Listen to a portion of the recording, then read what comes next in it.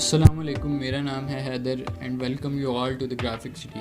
आज के इस ट्यूटोरियल में मैं आपको समझाऊंगा कि कैसे आप एडोबी फोटोशॉप को यूज़ करके पबजी की प्रोफाइल पिक्चर बना सकते हैं। तो चलें ट्यूटोरियल स्टार्ट करते हैं। सबसे पहले मैं आपको ये तस्वीरें दिखाना चाहता हूँ जो उनसे मैं इस पूरे ट्यूटोरियल के दरमियान यूज़ करूँगा। मेरे पास ये स्क्रीनशॉट है पबजी की और ये कुछ और तस्वीरें जो कि मैंने इंटरनेट से डाउनलोड की हैं। इस पबजी कैरेक्टर की सिलेक्शन मैंने पहले ही बना ली थी, कोई इतनी हार्ड एंड कम्प्लेक्स सिलेक्शन नहीं बनाई, बस सिंपल मार्की टूल पे जाके सिलेक्ट सब्जेक्ट किया और सिलेक्शन बस बन गई, और कोई इतने हार्ड सिलेक्शंस नहीं मैंने की। अब इसकी सिलेक्शन मैंने बनाई हुई थी और ये ओरिजिनल जो सी है उसको मैंने टर्न ऑफ कर दिया। तो सबसे पहले जो सा स्टेप मैंने करना है वो है कि बैकग्राउंड एक ऐड करना है। तो बैकग्राउंड जो सा ऐड करना है वो मेरे पास सनसेट की जो सी तस्वीर है मैं वो ऐड करूँगा। तो जस्ट ये उधर से कंट्रोल जे किया पहले, उसको फिर कंट्रोल सी किया और यहाँ पे कंट्रोल वी कर दिया, कंट्रोल पेस्ट मतलब कि पेस्ट करके, और इसको कंट्रोल टी से ट्रांसफॉर्म कर दिया। अब नेक्स्ट जो पिक्चर मैंने यूज़ करनी है वो ये फायर मैच स्मोक की है। इसकी भी मैंने सिलेक्शन पहले से बनाई हुई और सेम प्रोसीजर मैंने किया था, बस सिलेक्ट सब्जेक्ट पे जाके सिलेक्शन बस बना दी। मैंने कोई इतनी हार्ड एंड कम्प्लेक्स सिलेक्शन नहीं बनाई। यहाँ से भी अब इसको कंट्रोल सी करके कंट्रोल वी पेस्ट कर दिया। सॉरी ये कॉपी सही नहीं हुआ, और ये अब ये यहाँ पर मैंने पेस्ट कर दिया और इसको भी ट्रांसफॉर्म करके अपने मुताबिक मैं रख दूँगा, अरेंज कर दूँगा इसको।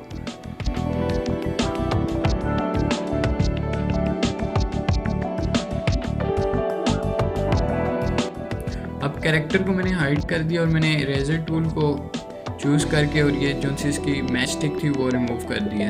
अब ये फायर का फ्लेम भी थोड़ा सा रिमूव हो गया है। अब फायर के फ्लेम को रिकवर करने के लिए मैं क्लोनिंग टूल का यूज़ करूँगा जिसकी शॉर्टकट की है एस। अगर आप एस दबाएंगे तो क्लोनिंग टूल आपका सिलेक्ट हो जाएगा। तो ये मैंने रिकवर कर ली फायर फ्लेम। अब मैं इसकी ब्लेंडिंग मोड चेंज कर दूँगा और ये I think so linear colour lighter colour sorry will be best, और ओवरले बेहतर लग रहा है तो ओवरले पर मैं कर दूंगा इसको। अब ये नीचे वाली फायर इतनी परफेक्ट नहीं लग रही तो मैंने इसको भी रेजर से रिमूव कर दिया, सिंपल जस्ट डिलीट कर दिया मैंने रेजर से। अब नेक्स्ट इमेज जो सी मैंने यूज़ करनी है वो बुर्ज खलीफा की है और इस पर भी मैं बस सिंपल ही सिलेक्शन इसकी बनाऊँगा। जस्ट जाके मार्की टूल से और सिलेक्ट सब्जेक्ट किया और यहाँ से कंट्रोल जे करके कंट्रोल सी और वहाँ पर कंट्रोल वी, बस कंट्रोल से बस पेस्ट कर दिया और इसको ट्रांसफॉर्म करके बस पेस्ट कर दूँगा। और इसके भी ब्लेंडिंग ऑप्शन मैंने चेंज कर दिया है। अब इस इमेज पे मुझे ल्यूमिनोसिटी सही लग रहा है तो वो मैंने सेलेक्ट कर दिया। बस दोबारा से मैं इसको ट्रांसफॉर्म कर रहा हूँ अपने मुताबिक।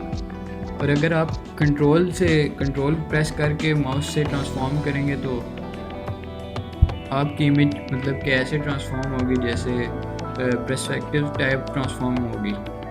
अगर आप राइट क्लिक करें तो वहाँ पर भी आपके ये ऑप्शन होगी स्क्यू, रोटेट और पर्सपेक्टिव के।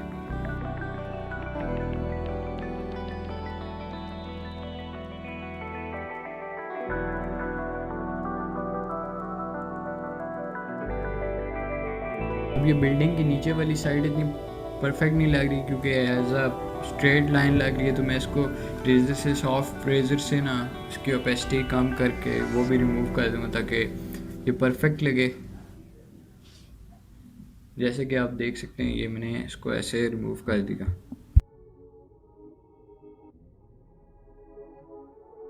अब नेक्स्ट जो सी लेयर मैं यूज़ करने लगा वो बादलों वाली, ताकि आसमान पे कुछ बादल आ जाएं। आसमान बिल्कुल ही खाली है पीछे से। कैरेक्टर के एरिया से आसमान को रिमूव करने के लिए मैं डायरेक्ट रेजर तो नहीं यूज़ कर सकता, इस पर बहुत ही परफेक्शन है, इतनी परफेक्शन नहीं होती इंसान की। सो ये I am using the mask option select किया मैंने। और अगर आपका बैकग्राउंड फोरग्राउंड कलर अगर आपका ब्लैक होगा तो वो एरिया लेयर का हाइड हो जाएगा, और अगर वाइट होगा तो वो अनहाइड होगा।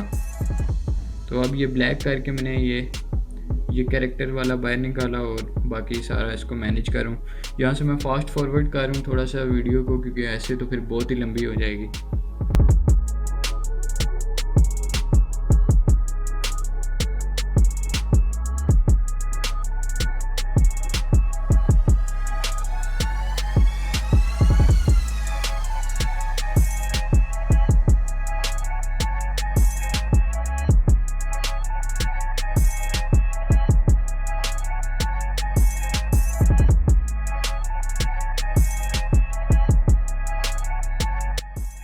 ओके, अब ये हो गया। अब इसके बाद जो उनसे नेक्स्ट स्टेप है वो इसका ब्लेंडिंग ऑप्शन चेंज करना है। ऐसा रखें जैसे जो सा इसके साथ मैच हो जाए। सो इसके साथ ये कलर बर्न मैच हो जाएगा। ये काफ़ी बेहतर लग रहा है, तो बस ये मैंने रख दिया। अब ये जो उनसे नीचे वाली लाइन है ये बहुत बुरी सी लग रही है, ऐसे लग रहा है जैसे किसी ने ऊपर ही लगा दिया हो, साफ पता लग रहा है। तो उसको रेज़ करने के लिए मैं रेज़र टूल ही यूज़ करूँगा, इतना टाइम नहीं होता बस। और इसकी रेज़र की ओपेसिटी कम कर दी और सिंपली बस ऐसे ही यहाँ से लेयर को रिमूव कर दिया यहाँ से इस एरिए से। अब नेक्स्ट मेरा स्टेप ये है कि इस स्काई के ब्लू एरिया को रिमूव करना। तो इसके लिए मैं ये लेयर पैनल पे जाऊँगा नीचे वाली साइड पे और यहाँ से सॉलिड कलर चूज़ करूँगा और कलर ये ऑरेंज टाइप सेलेक्ट किया। नेक्स्ट स्टेप इस के अब इस लेयर की ओपेसिटी को भी मैं कम कर रहा हूँ। उसके बाद नेक्स्ट स्टेप यही है कि मास्क वाले ऑप्शन पे जाएं, जो सा पहले ही आप दिया हुआ था। ब्रश टूल सेलेक्ट किया, ब्लैक कलर फोरग्राउंड पे रखा और जस्ट सिंपल पेस्ट कर दिया। अब यहाँ से मैं इसको सही करने के लिए मैं ब्रश की भी ओपेसिटी कम कर दूंगा। लेयर की तो मैंने की ही थी, लेयर की इतनी मैंने नहीं की, 90% ऑलमोस्ट है। और ओपेसिटी ब्रश की मैं काफ़ी कम कर दूंगा ताकि वो परफेक्ट लुक आए और ये ब्लू स्काई जो उनसे ये रिमूव हो जाए। तो यहाँ से आप फास्ट फॉरवर्ड थोड़ी सी वीडियो कर दें तो, क्योंकि बहुत टाइम लग जाएगा नहीं तो।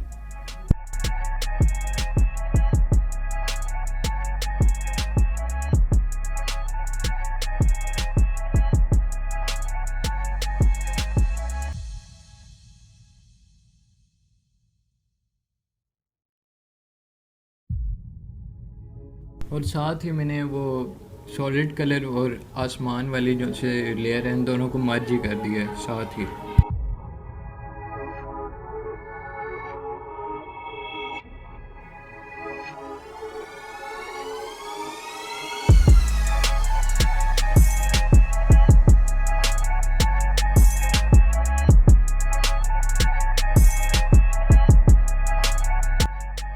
अब इसके बाद जो कि नेक्स्ट पिक्चर मैंने यूज़ करनी है वो ये असैसिन क्रीड के करैक्टर की है। और इस पर मैं इस पर रिमूव नहीं कर रहा, सिलेक्शन नहीं बना रहा। जस्ट सिंपल इसको पहले ट्रांसफॉर्म करूँगा और उसके बाद इसका ब्लेंडिंग ऑप्शन चेंज कर दूँगा। और ये ब्लेंडिंग ऑप्शन पे सब्ट्रैक्ट बेस्ट लग रहा है तो बस मैं यही यूज़ करूँगा। अब इस लेयर की भी जो सी बाउंड्रीज़ है और ये वर्टिसेस हैं वो बुरी लग रही हैं, तो इनको भी मैं वैसे ही रिमूव करूँगा। जस्ट इरेज़र से सॉफ्ट ब्रश यूज़ किया और ओपेसिटी कम करके सिंपली इनको कर दिया मर्ज।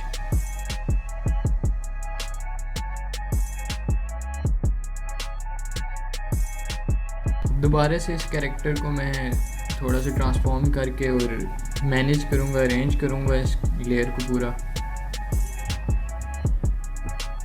कि अगर इसका बिग साइज़ अच्छा लगता है या फिर स्मॉल साइज़ ही।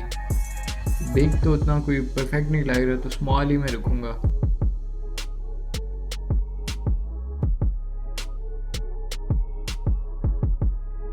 तो नेक्स्ट जो सा मेरा स्टेप है इस पबजी के कैरेक्टर को थोड़ा सा और डैशिंग बनाना। तो सबसे पहले मैं इस पबजी के कैरेक्टर के लेयर को स्मार्ट ऑब्जेक्ट में कन्वर्ट कर दूंगा और एक स्पेयर कॉपी भी बना दी है, ताकि अगर कुछ ख़राब हो जाए तो एक स्पेयर कॉपी है उसको मैं बाद में यूज़ कर दूँ। तो सबसे पहले मैं जाऊंगा फ़िल्टर्स में और उसके बाद स्टाइलाइज एंड डिफ्यूज़। अब डिफ्यूज़ फ़िल्टर का फ़ायदा ये होता है कि ये लाइट पिक्सेल्स को थोड़ा सा स्प्रेड अप कर देता है और डार्क जो उनसे पिक्सेल्स होते हैं इनको कवर अप कर देता है। और इसका फ़ायदा तब होता है जब हम कोई लाइटनिंग फ़िल्टर यूज़ करें, तो ये उसके लिए हेल्पफुल होता है। और वैसे देखने में तो ये ऐसे कोई चेंज नज़र नहीं आ रहा। Now the next filter which I am going to use is the lightning effect. ये आपको फ़िल्टर्स में रेंडर के ऑप्शंस में मिल जाएगा। नाउ द रीज़न कि मैं इस फ़िल्टर को इसलिए यूज़ कर रहा हूँ, जो पिक्सल्स अभी डिफ्यूज़ की वजह से ब्राइट हुए हैं उनको और लाइट मिल जाएगी। और मज़े की बात यह है कि यहाँ पर आप लाइट का कलर भी चेंज कर सकते हैं। जस्ट आपने कलराइज में जाना है और आपने जो कलर रखना है आप रख सकते हैं। मैं अब हल्का सा ब्लू शेड देना चाहता हूँ, तो मैं यहाँ से ब्लू कलर रखूँगा और इसको थोड़ा सा फिर लाइट की तरफ ले जाऊँगा। और साथ ही ये जो और ऑप्शंस हैं ग्लॉस, मेटालिक, इनको आप खुद ही प्रैक्टिस करके देख लें इनसे क्या होता है। और ये वैसे बेसिकली पिक्सल्स पे काम करते हैं, ऐसे तो शो नहीं होता कि आप ये तो नहीं कि आप मेटालिक को हाई कर दें और आपका कैरेक्टर मेटालिक सा बन जाए, ऐसे नहीं होता। ये पिक्सल्स पे वर्क करते हैं।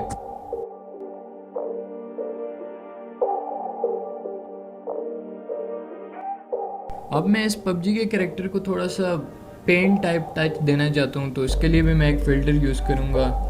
वो स्टाइलाइज में जाके और ऑयल पेंट है, उससे ऐसे लगता है जैसे आपने कोई किसी तस्वीर की पेंटिंग की हो। बस मैं हल्का सा उसको टच दूँगा ताकि आप लोग भी सीख लेंगे कैसे ये फ़िल्टर यूज़ करते हैं। अब इस फ़िल्टर के अंदर और ऑप्शन है जैसे स्टाइलाइजेशन। अगर आप इसको राइट पे ले जाएंगे तो आपके तस्वीर के अंदर और स्टाइल्स आ जाएंगे और क्लीनलीनेस से वो स्टाइल और साफ नज़र आता है। स्केल से स्टाइल का साइज़ छोटा या बड़ा होता है और ब्रिस्टल डिटेल से, ब्रिस्टल मतलब कि थोड़ी सी चमक सी आती है। अब नेक्स्ट और एक इम्पॉर्टेंट स्टेप है, ये जो नीचे वाली जगह है ये बुरी सी लग रही है, ये टांगे और ये ऐसे ब्लैक से एरिया, इसको कवर अप करने के लिए मेरे पास ये रॉक स्ट्रक्चर पड़ा हुआ था, तो मैं इसको यूज़ करूँगा। अब आप सिंपली इसको ट्रांसफॉर्म भी कर सकते हैं, या फिर अगर ट्रांसफॉर्म नहीं करना तो लेयर डुप्लिकेट करके उस जगह पे रख दें। मैं लेयर डुप्लिकेट करके रखूँगा क्योंकि ट्रांसफॉर्म से इतना कोई इफेक्टिव नहीं लगा मुझे। वही ट्रांसफॉर्म करके और इसको अरेंज करके और ये ऊपर वाली लाइन जो उनसे बुरी सी लग रही है इसको मैं रेजर से इजीली रिमूव करूँगा, सॉफ्ट ब्रश रख के ओपेसिटी कम करके।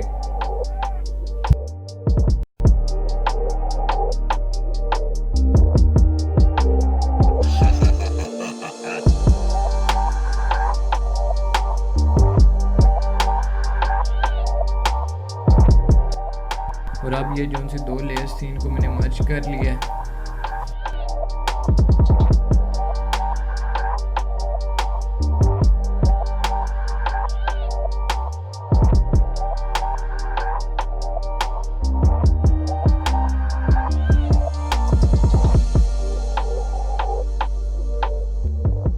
और अब इस लेयर का भी मैंने ब्लेंडिंग मोड चेंज करके लीनियर लाइट रख दिया, तो ये ज़्यादा परफेक्ट लग रहा है।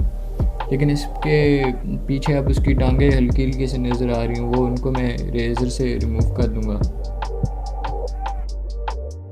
अब इस रॉक स्ट्रक्चर को थोड़ा सा और इम्प्रूव करने के लिए, स्पेशली जो सा दरमियान वाला हिस्सा है, तो उसके लिए मैं क्लोनिंग टूल यूज़ करूँगा। जहाँ पर आपने सैंपल लेना हो वहाँ पर आप माउस का एरो छोड़ दें और जस्ट प्रेस करें अल्ट, आपका सैंपल ले लेगा फ़ोटोशॉप खुद ही, और फिर उसके बाद आपने जहाँ पर उसको पेंट करना है बस कर दें।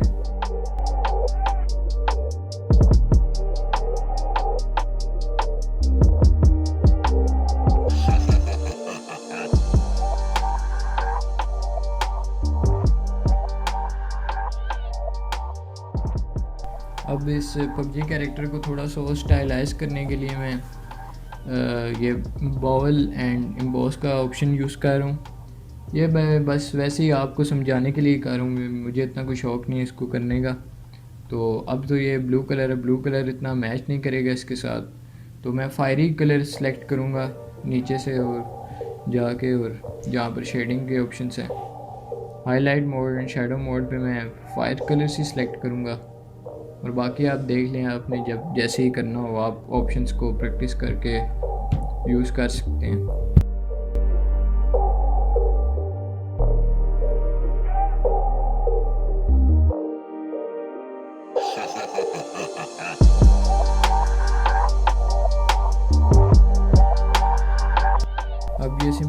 टेक्सचर पे मैं थोड़ी सी टेक्स्ट ऐड करना चाहूँगा, तो बस सीधा ही टेक्स्ट ऑप्शन पे जाके और ये बॉक्स बना के और यहाँ पर मैं बस कुछ भी सिंपल PUBG डिफ़ॉल्टर लिख रहा हूँ और बाद में इसको नीचे लेके आया।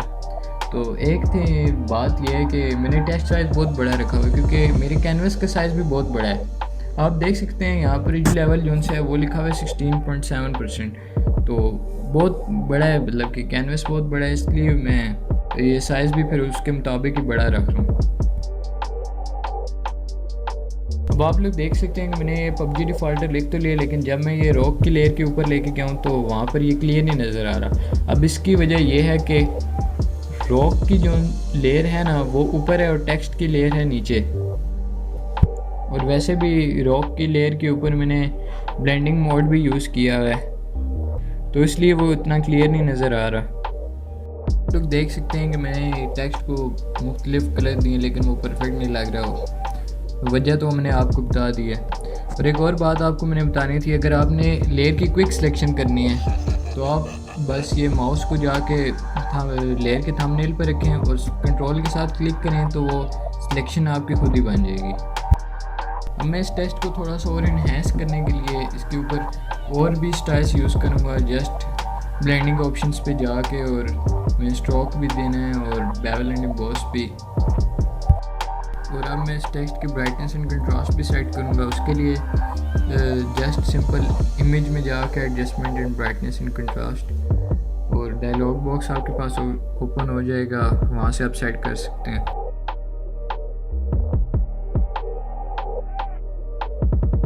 और अब आप देख सकते हैं जैसे ही मैंने टेक्स्ट को ऊपर रखा है लेयर के, तो ये थोड़ा सा डार्क सा लग रहा है क्योंकि इसके ऊपर मैंने काफ़ी ऑप्शंस यूज़ किए थे।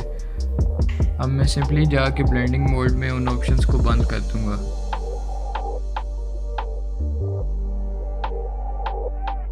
और अब मैं इस टेक्स्ट को थोड़ा सा 3D लुक देने के लिए ट्रांसफॉर्म करूंगा Ctrl+T से, और उसके बाद जब मैं ट्रांसफॉर्म करूंगा तो मैं साथ में ये कंट्रोल दबा के माउस यूज़ करूंगा, तो इससे थोड़ा सा पर्सपेक्टिव टाइप व्यू आता है, जैसे मैंने पहले भी यूज़ किया था बुर्ज खलीफा वाली लेयर पे।